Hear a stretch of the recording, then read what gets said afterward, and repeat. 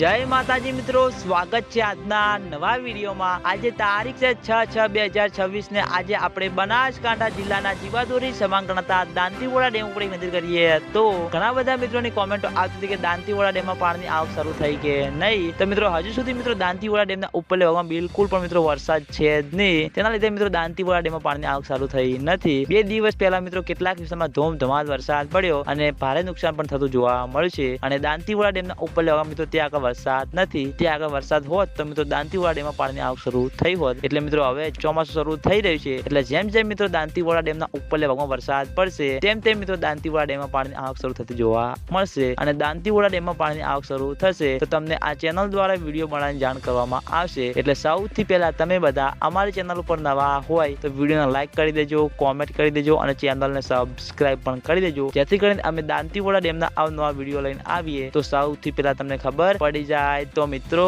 જય માતાજી।